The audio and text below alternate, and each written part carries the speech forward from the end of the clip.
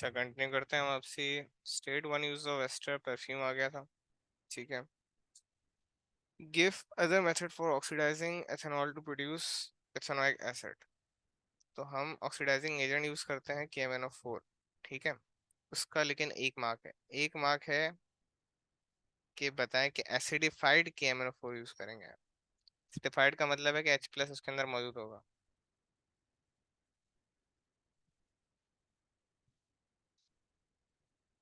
दो repeating unit बनाने हैं और अमाइड लिंकेजेस बनानी है। अच्छा, इसमें दो रिपीट यूनिट्स बनाने हैं हमें। तो दो रिपीट यूनिट्स बना देते हैं हम। बना ही लेते हैं। OH है। यहाँ भी C डबल बॉन्ड OH है।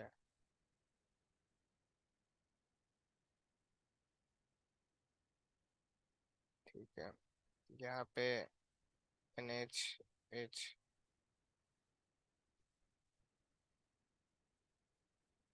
connected this।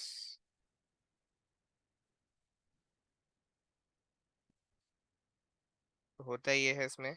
OH यहाँ से चला जाएगा, H यहाँ से चला जाएगा और ये बॉन्ड आ जाएगा।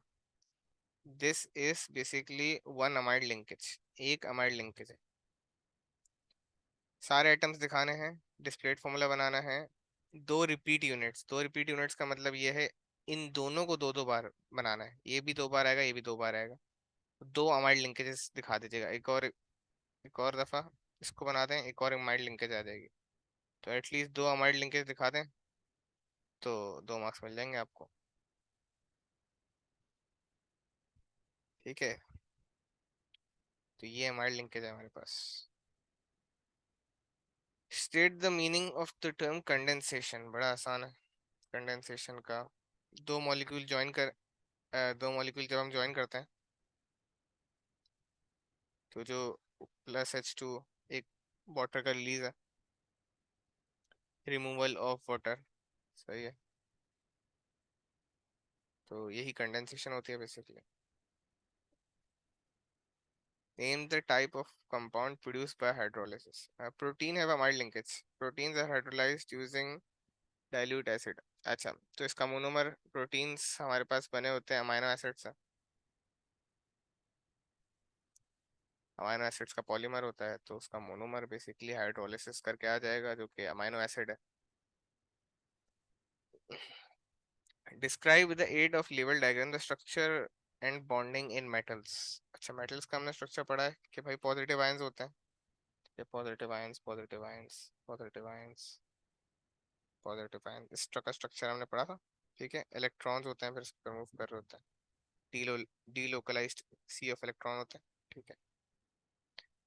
तो लेबल डायग्राम तो इलेक्ट्रॉन को लेबल कर दीजिएगा, भाई इलेक्ट्रॉन है। डीलोकलाइज्ड इलेक्ट्रॉन है। सही है। मतलब जो ये लूज करेगा वो इलेक्ट्रॉन है।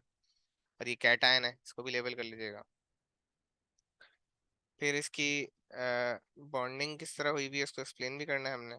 तो क्लोजली पैक्ड पॉजिटिव आयंस हैं इसके। Surrounded by delocalised sea of electrons. सही है। और स्ट्रॉन्ग अट्रैक्शन होती है बेसिकली पॉजिटिव और इलेक्ट्रॉन के बीच में। ये अट्रैक्शन है जो मेटालिक बॉन्डिंग है बेसिकली।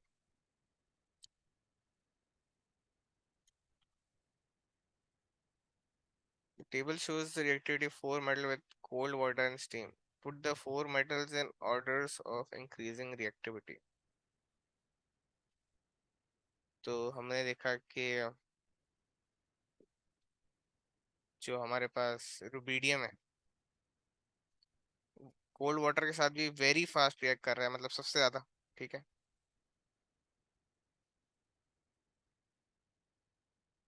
और रिएक्टिविटी विथ, तो हमने देखा कि रुबीडियम रिएक्टिविटी कोल्ड वाटर भी बहुत तेज है और स्टीम के साथ भी बहुत तेज है। तो रुबीडियम हमारे पास यहाँ पे मोस्ट एक्टिव में आ जाएगा। देख के ऊपर से देख के अंदाजा हो रहा है। ठीक है। फिर ये इसके साथ तो स्लो है लेकिन इसके साथ फास्ट है बाकी सबसे। ठीक है। फिर सीरियम आ जाएगा हमारे पास। फिर हमारे पास क्योंकि इसके साथ फास्ट है तो जिंक आ जाएगा। कंपैरिजन बस देखना है और डालना है निकल, इधर आ जाएगा। Reduce the number of electron and neutrons in this ion. तो हमारे पास नंबर ऑफ इलेक्ट्रॉन्स हम कह सकते हैं 58 थे, लेकिन दो इसने लूज कर दिए, तो 58 माइनस 3 55 इलेक्ट्रॉन हो जाएंगे। नंबर ऑफ न्यूट्रॉन इसके पास 140 माइनस 58 हो जाएंगे, यू के 82 बनते हैं। ठीक है, कर सकते हैं ionic equation. Zinc reacts with silver nitrate to produce aqueous zinc nitrate silver.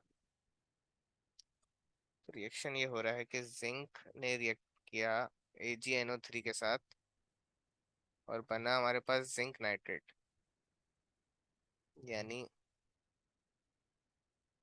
ZnNO3 2। क्यों? क्योंकि जिंक 2+ होता है मोस्टली। और हमारे पास बना सिल्वर Ag। ठीक है, Ag के ऊपर प्लस चार्ज होता है। ठीक है, लेकिन इधर मेटल बना है तो Ag है सिर्फ। अच्छा, और ये हमारे पास एक्वस है, ये हमारे पास एक्वस है, और ये मेटल मेटल है दोनों। सही है, तो मेटल एज इट इज रहते हैं, एक्वस ब्रेक होता है। ठीक है, जिंक एक्वस को ब्रेक करूंगा जब मैं, तो Ag+ आयन बनेगा और एक NO3- आयन बनेगा। ये जाएगा इसमें कन्वर्ट हो जाएगा, Zn2+ आयन होगा इधर, और NO3- आयन होगा, प्लस Ag होगा। ठीक है, यहाँ पे हमारे पास NO3- कट हो जाएंगे, तो ये जो बाकी चीजें बची हैं ये आपके पास आयनिक इक्वेशन है।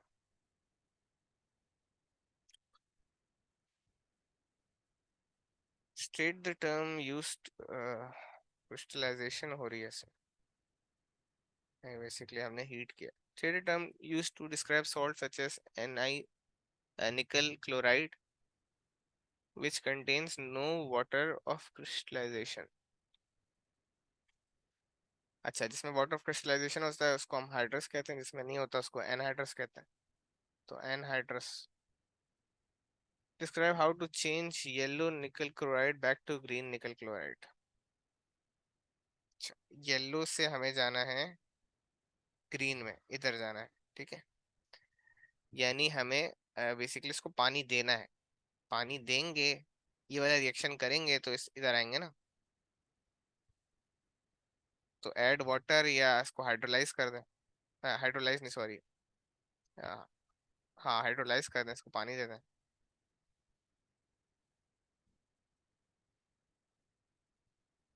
अच्छा, क्वेश्चन 9 पे आ जाते हैं, टाइट्रेशन का सवाल। नहीं, टाइट्रेशन का नहीं, मोल्स का सवाल। ठीक है, when 25 cm cube of dilute HCl is added to excess magnesium carbonate, the volume of carbon dioxide produced at RTP is 120। Calculate the volume in concentration of dilute HCl। Equation भी दी हुई है हमें और कोई चीजें भी दी हुई हैं। पहली चीज तो एक्सेस में क्या है, ये हमारे पास एक्सेस में है। तो हमेशा मोल्स जो है वो लिमिटिंग के निकालता है, क्योंकि वो बेसिकली डिटरमाइन कर रहा होता है कि प्रोडक्ट्स के मोल्स क्या आएंगे। ठीक है, तो लिमिटिंग जो चीज़ कम है वो डिटरमाइन कर रही है कि आगे कितना बनेगा। ये चीज़ तो एक्सेस जो है वो बच जाएगी पीछे। अगर Mg मैग्नीशियम कार्बोनेट एक्सेस है तो लिमिटिंग में क्या होगा, HCl लिमिटिंग होगा। सही है, ये लिमिट कर रहा होगा। वॉल्यूम ऑफ कार्बन डाइऑक्साइड बताया हमें कि 120 cm³ है। तुम्हें पता है वॉल्यूम ऑफ अ गैस का फॉर्मूला क्या है? वॉल्यूम ऑफ अ गैस का फॉर्मूला है number of moles multiply by 24 dm³ या 24,000 cm³। इधर क्योंकि cm³ में 24,000 कर देता हूँ मैं इसे। वॉल्यूम कार्बन डाइऑक्साइड का दिया हुआ है, तो मैं क्या कार्बन डाइऑक्साइड के मोल्स निकाल सकता हूँ? हाँ, 120 इधर आ जाएगा, मोल्स निकालने के लिए 24,000 जाके डिवाइड हो जाएगा और मोल्स आ जाएंगे कार्बन डाइऑक्साइड। तो मोल्स ऑफ कार्बन डाइऑक्साइड हमारे पास क्या आ जाएंगे, 5 टाइम्स 10⁻³ -3। ठीक है, आ गए। हमें calculate the concentration of dilute HCl। सबसे पहले हमने वो चीज निकाली जो हमें डेटा गिवन था, उससे हमने मोल्स निकाल ली। ठीक है, तो हमारे पास मोल्स इसके आ गए।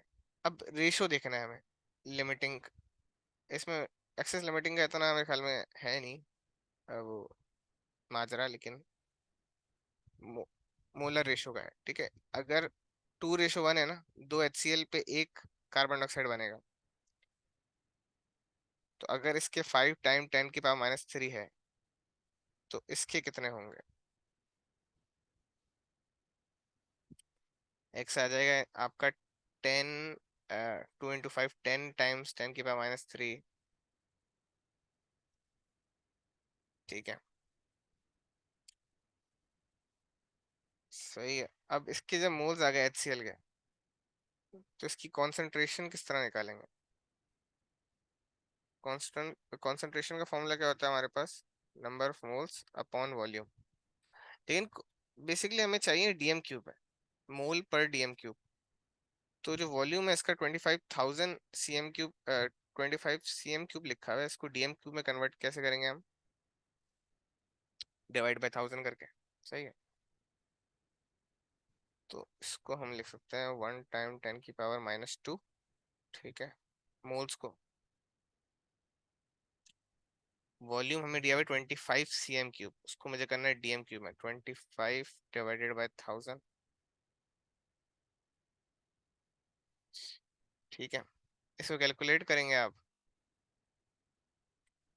तो आपके पास ये 1000 ऊपर से आएगा, मल्टीप्लाई हो जाएगा, 1 × 10⁻² मल्टीप्लाई बाय 1000, जो हो जाएगा 10 हो जाएगा।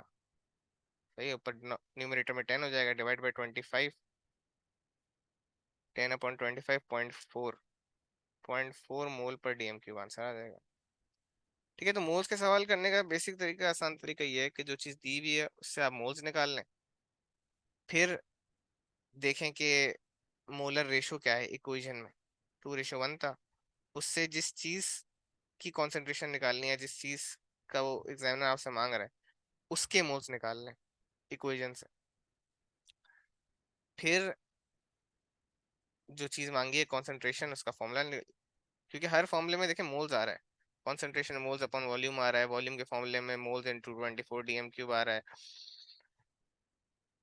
और मोल्स के फॉर्मूले में तो मोल्स आ रहा है ऑफ कोर्स। ठीक है, तो ऐसा है, मोल्स के सवाल को इस तरह करना है सॉल्व। ठीक है, reaction is repeated at higher temperature, all the condition stays the same, describe how the rate of change। Temperature increase हुआ है, टेम्परेचर इंक्रीज हुआ है तो रेट इंक्रीज होगा। रेट क्यों इंक्रीज हुआ? क्योंकि पार्टिकल्स के बारे में बताना है कि ज्यादा कोलिजन होंगी, ज्यादा इफेक्टिव कोलिजन होंगी, या मोर सक्सेसफुल कोलिजन्स कह सकते हैं ऐसे। पार्टिकल्स की काइनेटिक एनर्जी इंक्रीज होगी, मूव फास्टर करेंगे। ठीक है, तो ये सब आपने पढ़ा है। ठीक है, बहुत आसान है। The reaction is repeated using a higher concentration of HCl. All other conditions says the same. Describe how the rate of the reaction changes. अब हमारे पास जब कॉन्सेंट्रेशन भी बढ़ती है तब भी रेट बढ़ेगा। सही है, क्यों बढ़ेगा? क्योंकि अब हमारे पास HCl जैसे इंक्रीज किया हमने, तो मैग्नीशियम कार्बोनेट तो है ही हमारे पास एक्सेस में, मतलब ज्यादा ही पड़ा हुआ है। ठीक है, तो H+ ज्यादा से ज्यादा बनेगा। ठीक है, पार्टिकल्स ज्यादा, मतलब H+, इधर डाइल्यूट था ना, इधर डाइल्यूट था तो इसके साथ मतलब इतनी कॉन्सेंट्रेशन में नहीं थे, लेस कॉन्सेंट्रेशन। अब जैसे कॉन्सेंट्रेशन इंक्रीज हुआ है तो H+Cl- के आयंस जो है उनकी कॉन्सेंट्रेशन ज्यादा ज्यादा होगी। तो जितनी ज्यादा कॉन्सेंट्रेशन होगी उतने ज्यादा हमारे पास आयंस होंगे, पार्टिकल्स ज्यादा तेजी से घूमेंगे, ज्यादा ज्यादा कोलाइड करेंगे, ज्यादा क्लोज, जितने क्राउडेड होंगे, करीब करीब होंगे, उतनी ज्यादा कोलिजन होंगी, तो इससे भी रेट हमारे पास इंक्रीज करेगा। State the meaning of the term alloy. Alloy में हमारे पास क्या होता है? एलॉय बेसिकली हमारा मिक्सचर होता है। तो मिक्सचर नहीं लिखा तो मार्क आपको मिलेगा ही नहीं। मिक्सचर पर लिखना है कि मिक्सचर ऑफ मेटल किसी के साथ हो सकता है, mixture of metal with another element.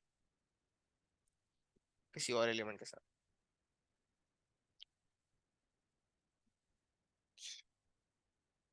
Copper is purified by electrolysis using an impure copper anode and pure copper cathode. Construct the equation of the for the reaction taking place at cathode. Pure copper का cathode है हमारे पास और impure copper का anode है। तो cathode पे क्या, cathode पे कॉपर आ जाएगा हमारे पास, कॉपर का आयन आ जाएगा। इम्प्योर कॉपर से Cu2 प्लस हमारे पास आ गया इलेक्ट्रोलाइट के अंदर। ठीक है, अब ये Cu2 प्लस कैथोड पे जाएगा और कॉपर में कन्वर्ट हो जाएगा, 2 इलेक्ट्रॉन गेन करके। ठीक है, तो ये बेसिकली प्योरिफिकेशन ऑफ कॉपर हमारे पास अचीव हो रही है। State one use of electroplating. Electroplating का यही यूज है कि भाई क्रोजन कम से कम होगी। ठीक है, आपके पास अ, बाहर जो है एक और मेटल है जो ज़्यादा रिएक्टिव है, तो हमारे पास जो अंदर वाला मेटल है वो ज़्यादा बचा रहेगा। ठीक है, तो ज़्यादा चलेगा। ठीक है, लॉन्ग इसकी वो होगी। ठीक है, तो छोटा सा पेपर था, इतना लंबा नहीं था और इतना खास भी नहीं था। तो इसमें देख लीजिएगा, जो काम काम के कॉन्सेप्ट्स हैं वो एक दफ़ा दोबारा रिवाइज कर लीजिएगा। ठीक है, चलो ठीक है, इसको फिर एंड करते हैं। अल्लाह हाफिज़।